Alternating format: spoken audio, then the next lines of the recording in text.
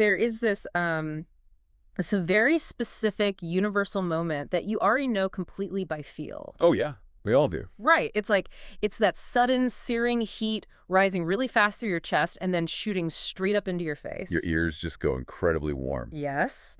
And your peripheral vision just totally drops away. Your whole body seems to suddenly, I don't know, gather itself around a single point of panic, almost like a fist closing without your permission. It's an intensely visceral reaction. It really is. You just feel trapped in the spotlight. And the wildest part about it is that it happens before anyone around you has even said a single word. Oh, wow. Yeah, it happens before your own brain has even had the time to logically decide what the moment actually means. Well, welcome to today's deep dive. We've taken the massive stack of sources you send us, which, by the way, includes notes on social anxiety, and this incredibly fascinating core text called The Unarmored Moment. It's a brilliant book. It really is, and our mission today is to figure out what to do with that awful, searing heat.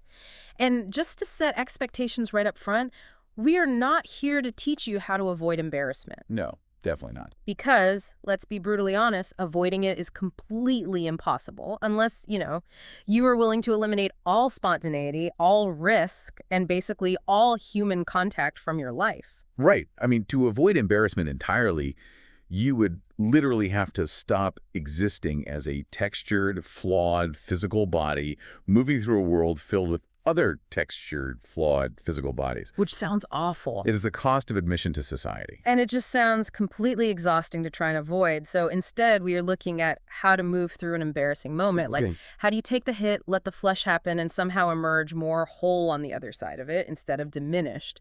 So, okay, let's unpack this. Let's do it. We have to start at the very beginning of the feeling. Because reading through your notes, it seems like most of us think of embarrassment as a character flaw or like an emotional failing. Yeah, we personalize it immediately. But the research makes it absolutely clear that embarrassment is, before it is anything else, a 1.5-second physical event. Wait, just 1.5 seconds. That's it, 1.5 seconds. It's a surge of biological activation moving through your nervous system in response to sudden, unplanned visibility. Okay. Most of what we traditionally associate with embarrassment, the crippling shame, the fear, the chronic stress, the urge to disappear, all of that arrives afterward. It's secondary. Yes. Yeah. It is delivered by a mind that has been trained, often since childhood, to treat sudden visibility as a literal physical danger. So to understand how to handle that feeling, we really have to look at the mechanisms, right? Like, why do our bodies overreact so violently? Well, we have to look at the evolutionary context. Because you have to admit, the physical reaction feels wildly out of proportion to what actually just happened. Oh, completely. Like, you wave enthusiastically at someone in a coffee shop, you realize they were waving at the person directly behind you, and your body immediately reacts like a tiger just walked into the room. Right, because of that evolutionary context, that flush you feel when you trip on a totally flat sidewalk, or when you confidently call your boss by the wrong name. It's not a cosmic verdict on your worth as a human being. Goodness. It's an ancient alarm system. For the vast majority of human history, standing securely within the group, being accepted by the tribe, was literal survival. Right, you needed the group to stay alive. Exactly. If you were cast out of the group, you died. Losing face could mean losing protection. It meant losing access to the fire and the food. Okay, I get the evolutionary biology argument, I really do. But I'm going to push back here. Go for it. Because frankly, it feels like a bit of a cop-out. How so? Well, knowing it's an ancient alarm doesn't actually help me when I'm sitting in a brightly lit conference room and I've just spilled iced coffee all over my laptop.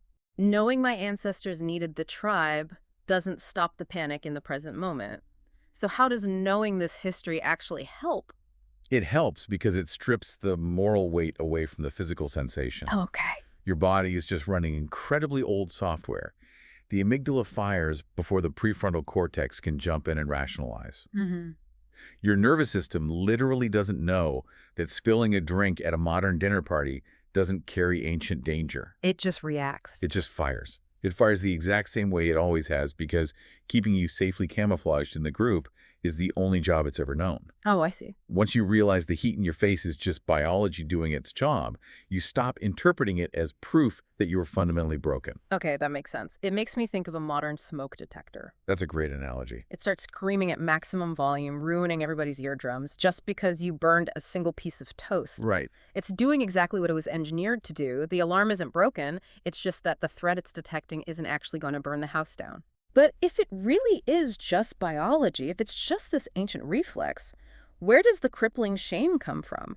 Why does waving at the wrong person in the coffee shop feel so personal and devastating? Well, that brings us to one of the most vital concepts in the unarmored moment. Yeah. The text calls it the handshake. The handshake. Yeah, and this is the crucial mechanism of suffering. The physiological charge itself, the heat, the quickened pulse, the sweat, is actually neutral data. It's just a body doing body things. Exactly. It's just activation. It doesn't arrive preloaded with a verdict about who you are. Okay. What seals that ordinary moment into the deep register of shame is the exact millisecond that a panicked thought, something like, I'm an absolute idiot, or they'll think less of me, arrives at the exact same time as the physical sensation. You know that exact millisecond. It's a literal locking mechanism. The thought reaches down to grab the physical sensation, the sensation reaches up to grab the thought, and they confirm each other. Wow. The brain says, I feel terrible, therefore I must be terrible. They lock into a single felt truth that you then treat as absolute reality. The sources all point out that the event itself is just neutral data. A fact occurred in time and space, and it was over in seconds. But that handshake is what dictates the timeline the moment gets to live in. Precisely. So our mission isn't to stop the heat from rising because you can't, it's totally involuntary, but to catch that handshake before it completes. You have to interrupt it. Right. You let the sensation pass as pure physiology without letting a self-story climb aboard and hijack the steering wheel. But to catch that handshake, we have to accurately identify what we're actually feeling. The brain is incredibly lazy under stress. Oh, for sure. When that 1.5-second wave hits, the brain miscategorizes the data. Most of us lump four entirely distinct psychological experiences into one giant, undifferentiated bucket labeled bad. Just general badness. Yeah. And if we want to stop the self-story from taking over, we have to untangle those knots. But wait, if the physical feeling, the flush, the heat, is always the exact same biological response, why does tripping over my words sometimes ruin my entire week, while other times I just laugh it off in 5 seconds? Because there are different flavors of this feeling. There must be. There are. Let's break down a single scenario to see how the brain miscategorizes it. Imagine you completely forget a major client's name during a pitch. My literal nightmare. Right. So the first distinction is pure embarrassment. Embarrassment is acute, it's situational. You did a thing in public that didn't land. Like, oops, I blanked on your name? Exactly. Left alone without a story, that pure embarrassment is completely metabolized by the body in a matter of minutes. But then there's guilt. How does guilt change the flavor? Guilt kicks in because you've actually violated one of your own personal values. Maybe you value preparation and you didn't prepare. Right. Guilt is actually a highly useful mechanism because it points you toward repair. It says, I did something wrong, I need to apologize and do better next time. Okay, so embarrassment is the event, guilt is the value violation. Where does the real damage come in? Where does shame enter the picture? Shame is the lethal pivot from behavior to identity. Oh, that's heavy. It is. It's the difference between saying, I did something embarrassing and I am an embarrassment. Ouch. Yeah. In that split second, your brain takes a single event, forgetting a name, and turns it into a sweeping, generalized claim about your entire essence. And finally, there is insecurity. This is the one from the research that completely blew my mind. Because insecurity isn't created by the moment at all, is it? Not at all. Insecurity is the chronic standing architecture that existed inside you long before the incident ever happened. It is already there. It's that low-grade, persistent suspicion that you are fundamentally an imposter, and you are just waiting around for the world to provide evidence to confirm it. The core text uses such a vivid metaphor for this. It says that an embarrassing moment doesn't manufacture insecurity out of thin air. Instead, it acts like a passing car's headlights in a dark room. I love that image. Right.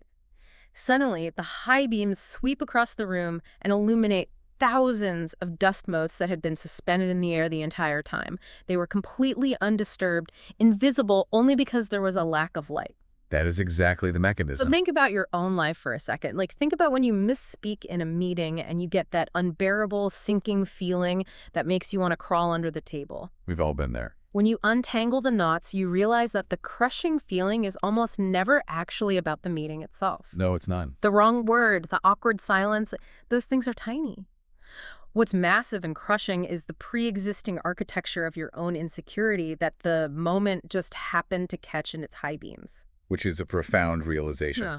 It means the real work of your life isn't about learning how to trip more gracefully or speak more perfectly so you never trigger the headlights. Right. It's about dismantling the foundational assumption that one ordinary moment of human friction can somehow prove something damning about your ultimate worth. Because it can't. It's just friction.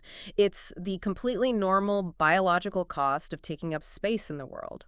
Exactly.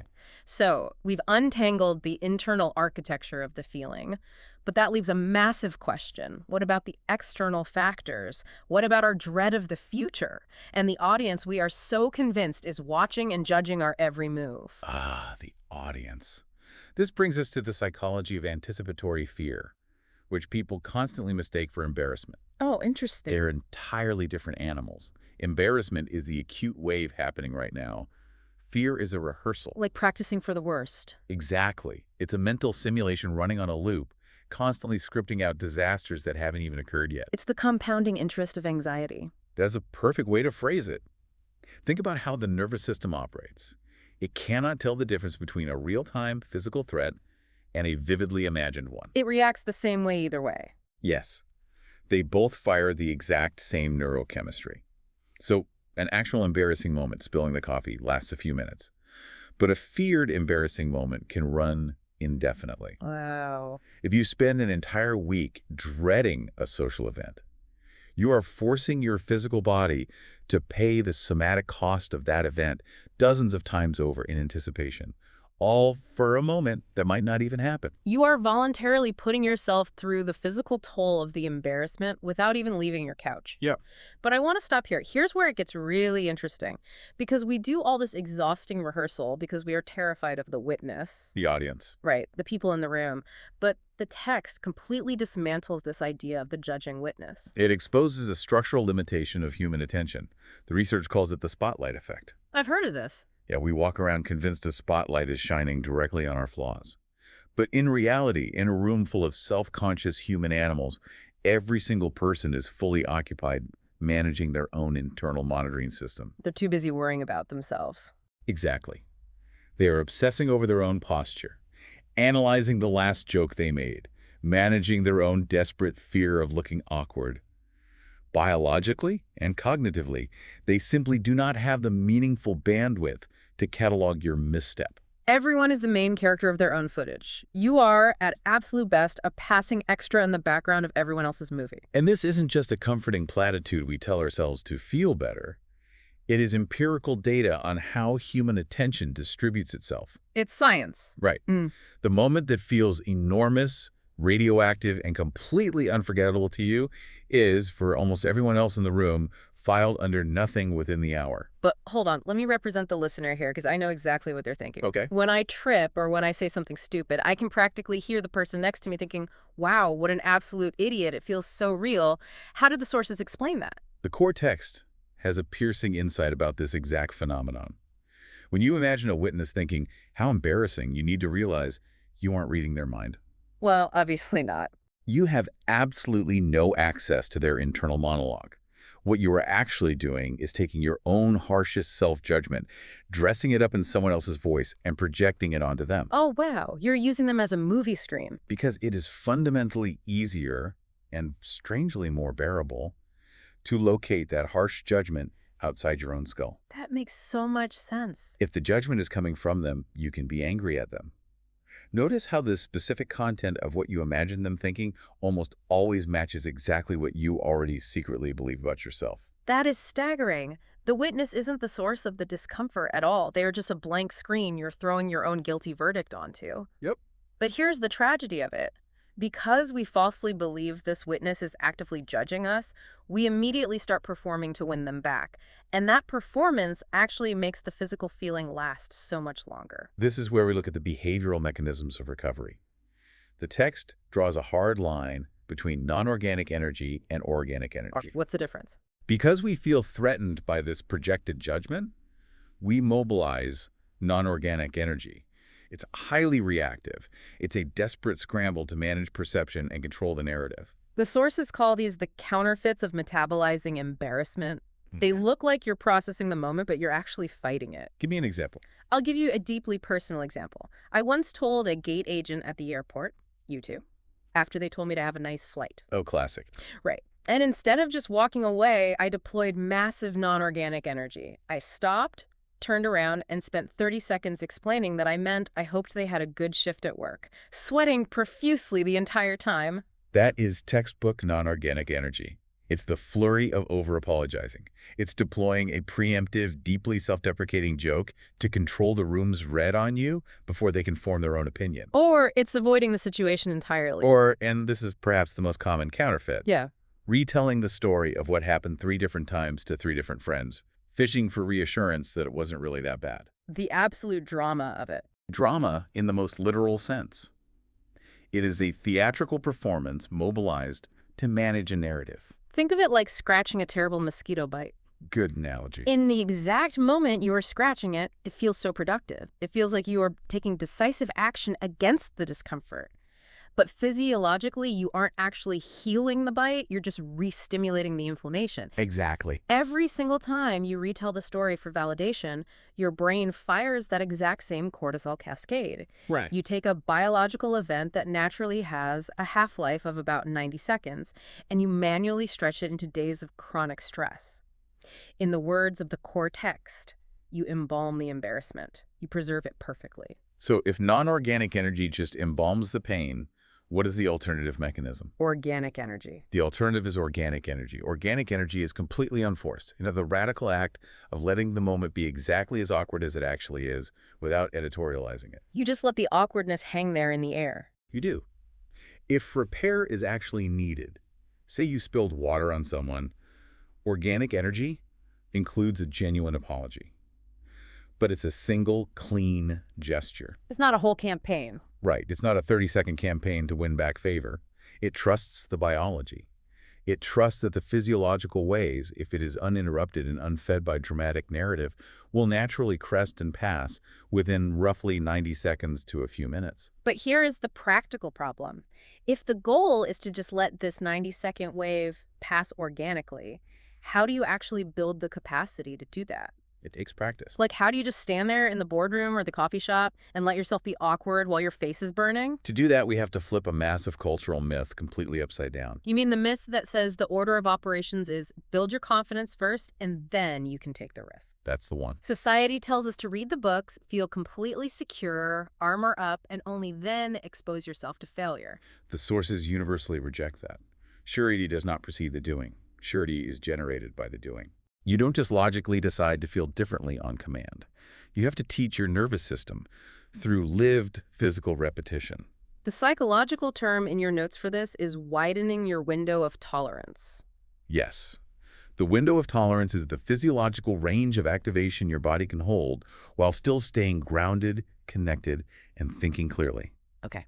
Widening it doesn't mean you somehow achieve a Zen state where you stop feeling the heat. Yeah. It means you can feel more of the heat for longer without dissociating, bolting for the door, or launching into a rambling explanation to make the discomfort go away. The practice sounds incredibly simple to describe, but as someone who hates being embarrassed, it sounds terrifying to do. Oh, it is. It's really hard. When the heat rises, you let it rise. You take an actual physical deep breath into your belly, not the shallow chest breath you default to when you're panicked. You stay in the room. You physically let your face be seen mid-flush without scrambling to fix your expression into something cool, detached, and composed. There is a fierce, almost rebellious permission in this practice. The core text uses a brilliant metaphor here. It introduces the concept of the Kali register. Okay, we need to unpack that because it's a striking phrase. Who is Kali, and what does she have to do with my social anxiety? So in Hindu mythology, Kali is often understood as the goddess of time, creation, and destruction. She is fiercely uncompromising, often depicted dancing wildly in the destruction of the battlefield. Sounds intense. Very. But what she destroys isn't human life. She destroys the illusions of the ego. She shatters the false, polished images we worship. So to operate in the Kali register means bringing that fierce, destructive liberation into your own boardroom or dinner party. It's the willingness to let your carefully curated, polished self-image take massive damage, and to suddenly recognize that damage as liberation, not loss. Exactly. Her power was never derived from looking composed or put together. When you finally stop scrambling to rebuild your image the second it takes a hit, you experience the death of this exhausting, unbroken project of narrative management. You can just stop pretending. You realize you don't have to be your own PR agent anymore. And what's left underneath, when the image burns away, is something infinitely much sturdier. It's genuine presence. The core text actually suggests taking this a step further, moving from defense to offense. Yes, this is my favorite part. It suggests doing embarrassing things on purpose. Not to punish yourself, but as literal weight training for your nervous system. Drop your keys in a quiet room. Ask the question that you know sounds completely obvious. Wear the outfit that might be a little too loud. Every single time you do that and the roof doesn't cave in, you are offering direct, physical proof to your ancient software that exposure is survivable. You're teaching your body. You are showing the amygdala that the tribe is not going to abandon you. It's just reps at the gym. Every time the polish comes off and you survive it, you build capacity. The flush still comes, the heat is still there, but it stops registering to your brain as a life or death emergency. Because you've successfully interrupted the handshake. You didn't let the toxic story climb aboard the biological sensation. Yeah. And when you do that, you select a completely different timeline for your life. Not a magical timeline where you never feel embarrassed again, but a timeline entirely free of the psychological residue that usually outlasts it. So, synthesizing everything from this incredible stack of sources today, embarrassment is really just weather. It's a localized biological weather system passing through a body that is temporarily more visible than it planned to be. I love that. Just weather. Our mission isn't to stop the weather. We can't. The mission is to stop building catastrophic, identity-crushing stories on top of it. And to recognize that a body that has practiced letting that wave move through organically, completely unfed by drama, eventually stops bracing quite so hard for the next wave. Right. Because the exhausting part was never the 90 seconds of embarrassment. The heavy part was the constant bracing. I want you, the listener, to remember this deeply. The next time you feel that sudden heat rise in your chest and your vision start to narrow, you do not need a verdict from the room to survive an awkward moment. You just need time, a deep breath, and the internal permission for the moment to simply be over. It's so true. But before we wrap up today's deep dive, there's one final, really provocative thread here that we haven't explicitly named. Yeah, it's the ultimate implication about how we relate to one another. If our agonizing fear of public exposure is actually just an echo of our own internal self-judgment, if we are just constantly projecting our own harsh insecurities onto the innocent people around us, what might happen to our friendships and our relationships when we stop using our peers as movie screens for our own insecurity? If we completely let go of all that exhausting PR and narrative management could, allowing ourselves to simply be seen in a messy, deeply awkward, entirely unarmored moment actually become the most profound shortcut to authentic connection we have. It just might be. It is definitely something to think about the next time your face starts to burn. Just let it burn and keep breathing. We'll catch you on the next deep dive.